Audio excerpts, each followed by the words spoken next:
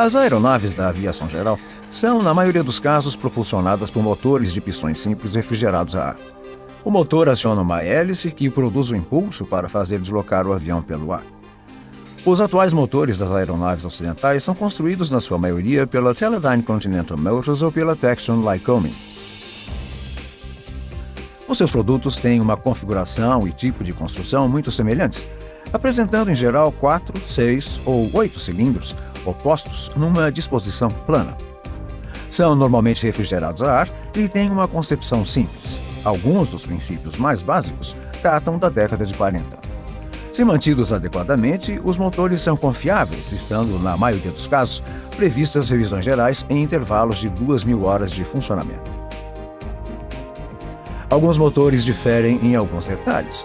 Uns têm um turbocompressor que permite aumentar a potência em altitude. Outros podem ter uma caixa de redução na parte frontal do motor para reduzir a rotação da hélice, mas, em geral, as concepções são idênticas. O objetivo do motor de uma aeronave é fazer girar a hélice.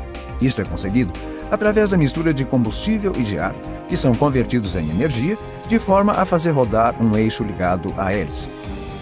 Dentro do motor, esse eixo rotativo, conhecido geralmente pela designação de virabrequim, está ligado aos pistões que se deslocam para cima e para baixo dentro de cada cilindro. No início de cada ciclo, a válvula de admissão se abre. No movimento descendente do pistão, são aspirados combustível e ar através da válvula de admissão para encher o cilindro. Quando o pistão chega ao final da sua trajetória, a válvula de admissão se fecha e o pistão começa a se elevar. Este movimento comprime o combustível e o ar. Quando o pistão atinge o ponto mais alto do seu percurso, o combustível e o ar estão altamente comprimidos. Nesse ponto, a vela de ignição inflama o combustível e a mistura entra em combustão. A rápida expansão do combustível inflamado empurra o pistão para baixo, transmitindo essa força ao virabrequim situado no centro do motor. A força exercida sobre o pistão pela explosão do combustível origina a energia para acionar a hélice. Após a combustão da mistura, os gases de escape têm de ser evacuados do motor. Quando o pistão se eleva, uma segunda válvula, a válvula de escape, abre-se no topo do cilindro. O pistão em ascensão empurra os gases de escape através da válvula de escape para fora do motor. Quando o pistão atinge o topo do seu movimento, a válvula de escape se fecha e se segue uma nova abertura da válvula de admissão. O pistão continua então o seu movimento descendente para aspirar mais combustível e ar fresco para dentro do cilindro e o ciclo se repete. Este ciclo se repete continuamente enquanto o motor trabalha, aspirando combustível e ar para dentro do motor, comprimindo-os, queimando-os, obrigando o pistão a movimentar-se, a provocar a rotação do virabrequim, expelindo depois os gases resultantes da combustão. O processo é normalmente referido como admissão, compressão, explosão e escape. Se forem acrescentados mais cilindros ao motor, é possível aumentar a potência e os impulsos de potência podem ser equilibrados para se obter uma maior suavidade de funcionamento.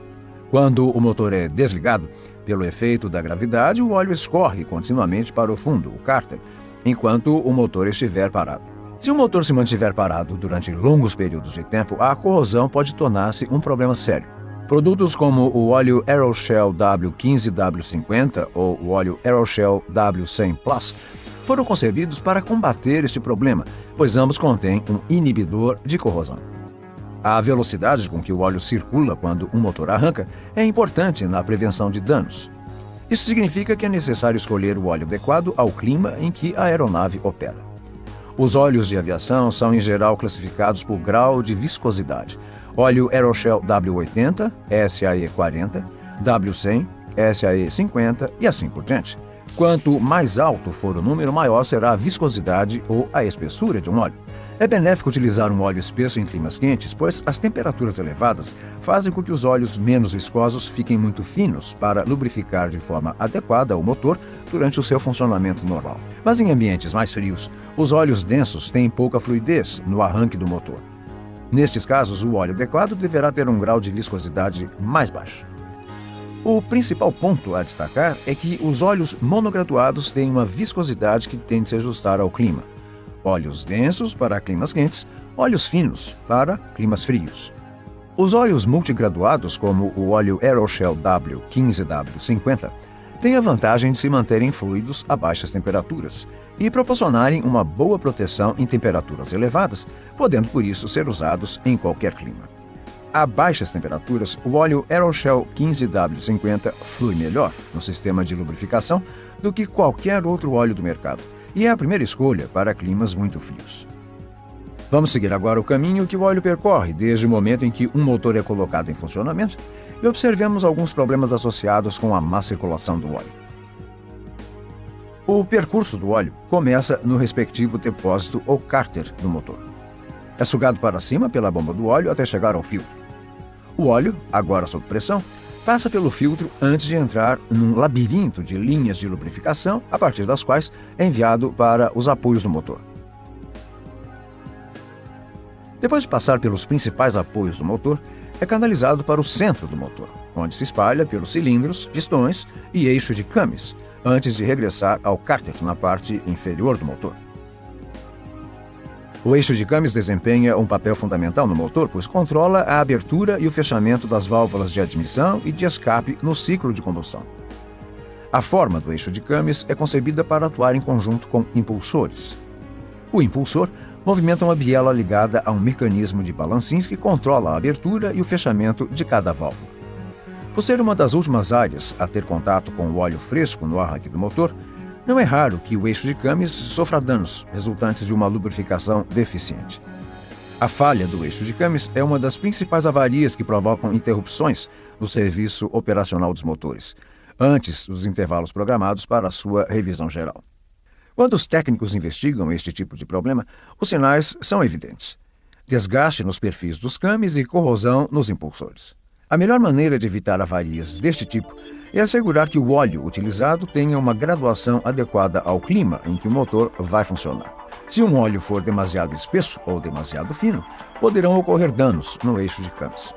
Além de se assegurar a utilização de um óleo com a graduação correta, também é essencial o funcionamento regular do motor, pelo menos uma vez a cada 15 dias.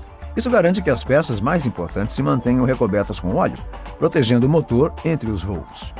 Se uma aeronave não for utilizada com frequência, como normalmente acontece no caso de pilotos particulares, essas peças poderão deixar de ser lubrificadas. Em caso de falta de óleo entre o câmbio e o impulsor no arranque do motor, pode-se registrar um contato de metal com metal, com consequentes danos em ambos. Em motores utilizados ocasionalmente, os aditivos podem ser a solução. A Shell incorpora um aditivo anti-fricção no óleo multigraduado Aeroshell W15W50 e no óleo monograduado Aeroshell W100 Plus. O princípio de atuação consiste no depósito do aditivo sobre as superfícies metálicas, ficando as peças móveis protegidas mesmo antes de o óleo fresco chegar. Além disso, estes dois óleos possuem um inibidor de corrosão que minimiza a formação de ferrugem quando o motor não é utilizado.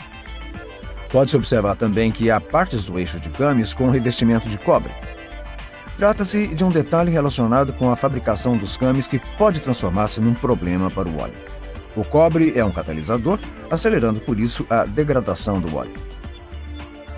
Para resolver esse problema, a Shell Aviation misturou outro aditivo no óleo Aeroshell W15W50 e no Aeroshell W100 Plus.